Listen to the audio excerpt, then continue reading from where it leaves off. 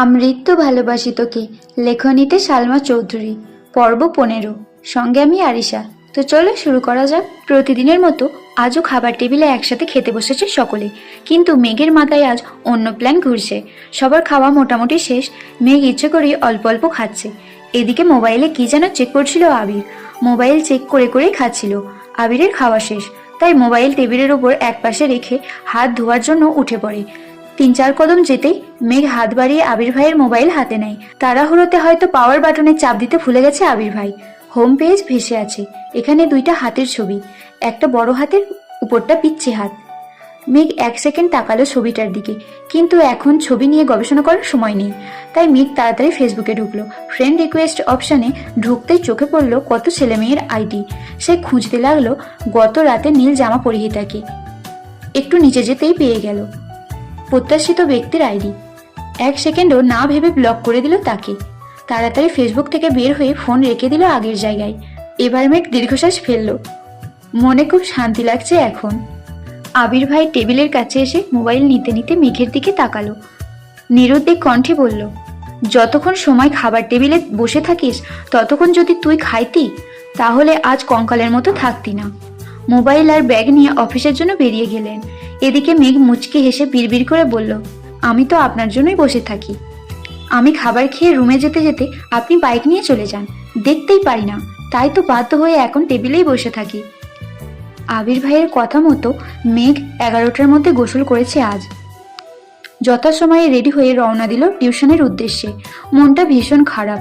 আজ থেকে একা একা টিউশন আর কোচিংয়ে পড়তে হবে, এটা ভেবেই মন ভাঙছে বারবার। টিউশনে ঢুকতেই বন্যা ডাকলো, মেঘ এখানে আয়। মেঘ চোখ গোল গোল করে অবাক চোখে তাকালো। ছুটে গেল বন্যার কাছে। মেঘ, তুই এই সময় টিউশনে কেন? আগের ব্যাচে পড়িসনি? বন্যা, কিভাবে পড়বো? তোর বেস্ট ফ্রেন্ড হয়েছি, তোর ভোগান্তি আমাকে তো ভুগতে হবেই। মেঘ, মানে? বন্যা, গতকাল রাতে তানভীর ভাইয়া কল দিয়েছিল আমায়। তোর সাথে আমারও টাইম পাল্টাই দিছে। আজ থেকে যেন বিকালে আসি। তাহলে তুই জানাসনি কেন আমায়? আমি পুরো রাস্তা মন খারাপ করে এসেছি, একা একা পড়তে হবে বলে। বন্যা, তোকে কিভাবে জানাবো? তুই তো আবির ভাইয়ের ঘরে ডুবে আছিস। মেঘ কিছুটা লজ্জা পেল। তারপর সশব্দে হেসে বলল, জানিস বন্যা, আমার হিজাবটা আবির ভাই কিনে দিছে। শুধু এটাই না, সর্বমোট 30টা হিজাব কিনে দিয়েছে। শুধু তাই না, দেখ আমার পায়ের নুপুরগুলো, এগুলোও আবির ভাই দিয়েছে। তাও আবার নিজের হাতে পরিয়ে দিয়েছেন। দেখ সুন্দর না? বন্যা একটু কপাল ভাঁজ করে নুপুরগুলো দেখলো, তারপর বলল, হ্যাঁ খুব সুন্দর হয়েছে। কিন্তু কাহিনী কি বলতো? এই ব্যাটার হঠাৎ তোর প্রতি এত মায়া হচ্ছে, তোকে কিছু বলেছে কি? মেঘ, হ্যাঁ বলেছে। আমি কই যাই না যাই তা পর্যবেক্ষণ করতেই নুপুর দিয়েছে। বন্যা হাঁ করে তাকায় আছে। ততক্ষণে স্যার পড়াতে চলে এসেছেন। টিউশন কোচিং শেষ করে মেঘ বাসার উদ্দেশ্যে চলে গেছে। সন্ধ্যার পর আবার জান্নাত আপু আসবে, পড়ার রিভিশন দিতে হবে। জান্নাত আপু শুক্রবার শনিবার বাদ দিয়ে বাকি 5 দিন পড়ান। জান্নাত আপু খুব ভালো পড়ান। মেঘ ওনার ভক্ত হয়ে গেছে একেবারে। জান্নাত আপুও মেঘকে খুব আদর করে। পড়াশোনার পাশাপাশি কিভাবে পড়লে ভালো হবে টিউশন করা সবকিছুতেই হেল্প করেন। এর জন্য মেঘ ইদানিং পড়াশোনাতেও গুরুত্ব বেশি দিচ্ছে। এভাবে কেটে গেল 10-12 দিন। আবিরের সাথে মেঘের প্রতিদিন সকালে খাবার টেবিলে দেখা হয়। মাঝে মাঝে মেঘ আগে আসে, মাঝে মাঝে আবির আগে চলে আসে, তারপরেও দেখা তো হয়। এতে যেন মেঘের মনে সারাদিন প্রশান্তি কাজ করে। আবির বাড়ি ফেরে 11টা-12টার দিকে। আবিরের বাইকের শব্দ পেলেই মেঘ ছুটে যায় নিজের রুমের বারান্দায়। হেলমেটটা খুলে যখন বাইক থেকে নামে, মেঘ গভীর মনোযোগ দিয়ে দেখে সেই দৃশ্য আর গুনগুন করে গান গায়। তারপর বাড়িতে ঢোকার আগ পর্যন্ত যতটুকু সম্ভব তাকিয়ে তাকিয়ে আবির ভাইকে দেখে। আবির ভাই বাড়িতে ঢুকে গেলে হাসি মুখে ঘুমিয়ে পড়ে মেঘ।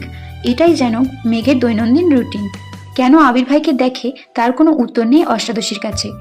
আবির ভাইকে শুধুই তার ক্রাশ, নাকি সে আবির ভাইকে ভালোবাসে, এর উত্তর নিজেও খুঁজে পায় না।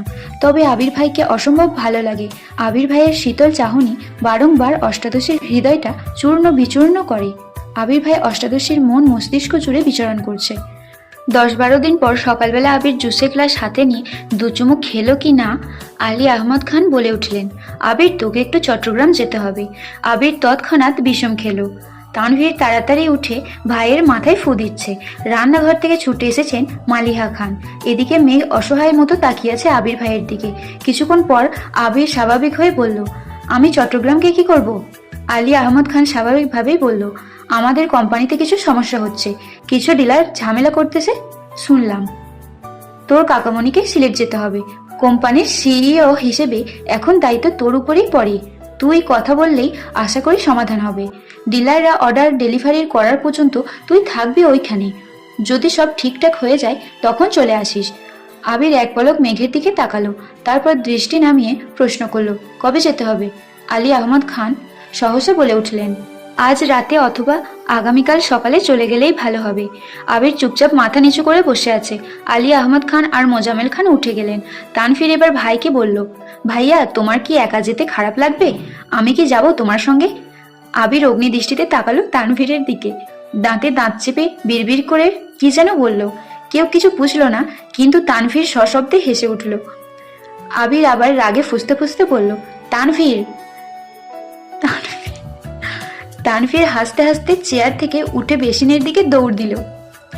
আবির অগ্নিদৃষ্টিতে তাকিয়ে আছে তানভীরের দিকে, তারপর মাথা নিচু করে প্লেটের খাবারটা কোনো রকমে শেষ করে উঠে চলে গেল।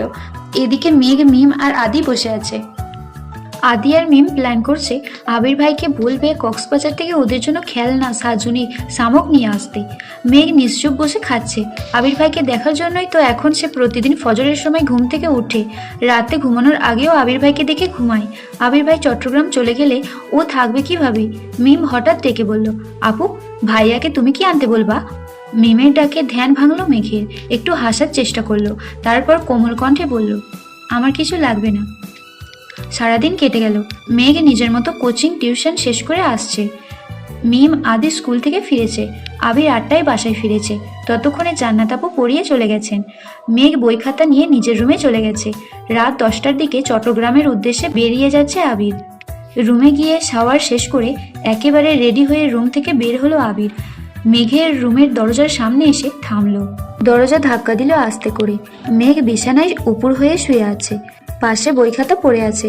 ফ্যানের বাতাসে পৃষ্ঠাগুলো উড়ছে। জান্নাত আপু যাওয়ার পরই রুমে এসে শুয়েছিল। আবির আস্তে করে ডাকলো, মেঘ। কোনো সাড়া নেই। তাই রুমের ভিতরে ঢুকলো আবির। শান্ত পায়ে এগিয়ে গেল মেঘের কাছে। মেঘের মুখের এক পাশ বিছানায় লেপ্টে আছে। ফ্যানের বাতাসে চুলগুলো এলোমেলো হয়ে উড়ছে। ছোট চুলগুলো বারবার মুখে ঝাপটে পড়ছে। লাইটের আলোয় অপর গালটা চিকচিক করছে। আবির বিছানার এক পাশে বসলো। কিছুক্ষণ সূক্ষ্ম দৃষ্টিতে পরখ করলো অষ্টাদশীকে। তারপর গালে হাত রেখে মুখ থেকে ছোট চুলগুলো সরিয়ে দিল। দু একবার মাথায় হাত বুলিয়ে চুপচাপ রুম থেকে বেরিয়ে ব্যাগ নিয়ে নিচে চলে আসলো। মিম আর আদি খুব করে বলল, ভাইয়া কক্সবাজার যেও প্লিজ, চাটনি নিয়ে এসো, খেলনা, শামুক, আরও অনেক কিছুর আবদার করলো ভাইয়ের কাছে। উত্তরে আবির শুধু বলল, সময় পেলেই যাব। খেয়ে 10টা নাগাদ বেরিয়ে গেছে আবির। ইকবাল খান আগামীকাল সকাল 8টায় সিলেট যাবেন। আবিরের বাবার কোম্পানি ঢাকার বাইরে 3টা শাখা আছে, চট্টগ্রাম, সিলেট এবং রাজশাহী। ইকবাল খানকে বেশিরভাগই বিভিন্ন জায়গাতে দৌড়াদৌড়ি করতে হয়, কখনো চট্টগ্রাম, কখনো রাজশাহী, কখনো সিলেট। বাকি সময় বাড়িতে থাকলে হেড অফিসে থাকেন। একই সাথে 2 শাখাতে যেতে হলে কখনো কখনো মোজামেল খানকেও যেতে হয়। তবে আলী আহমদ খান এখন আর ঢাকার বাইরে যান না। আবির আসাতে উনি চাইছেন আবির সব দায়িত্ব বুঝে নিক। রাত 11টায় মিম এসে ডাকছে, আপু উঠো, খাবে না? মেঘ ঘুম ঘুম চোখে তাকায় মিমের দিকে। মিম আবারও বলে, 11টা বাজে, তুমি কখন খাবে? আম্মু, বড় আম্মু সবাই বসে আছে তোমার জন্য, আমিও খাইনি, এসো। 11টা শুনেই মেঘের ঘুম উধাও হয়ে গেছে। সহসা মনটা খারাপ হলো। চিন্তিত স্বরে বলল, আবির ভাই কি চলে গেছেন?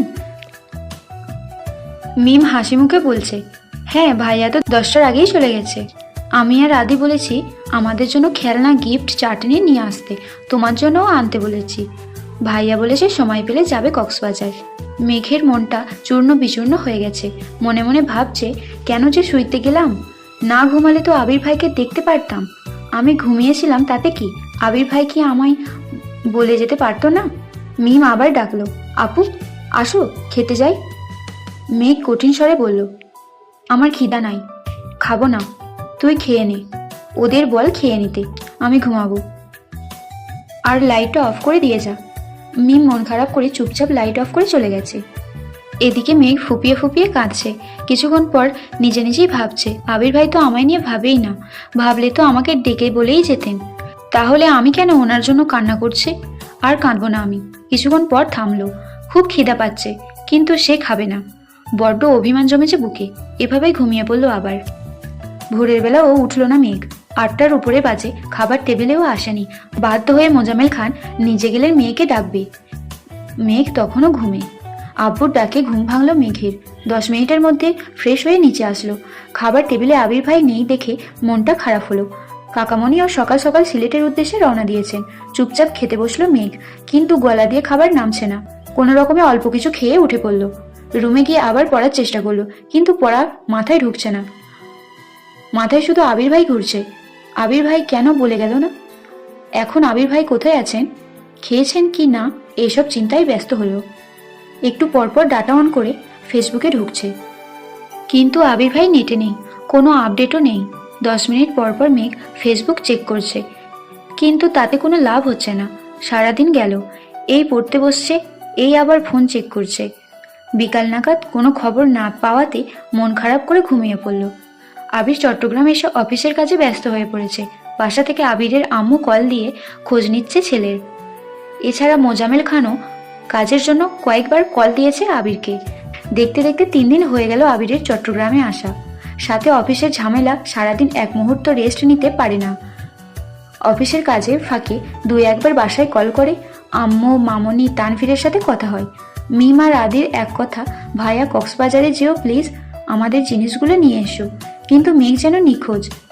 আবির বিদেশে থাকাকালীন তানভীর বাসায় না থাকলে যে মেয়ে একাই সারা বাড়ি মাতিয়ে রাখত, এখন আবির চট্টগ্রাম, তানভীর সকালে বের হয়ে পার্টি অফিসে আর ফেরে 10টার দিকে।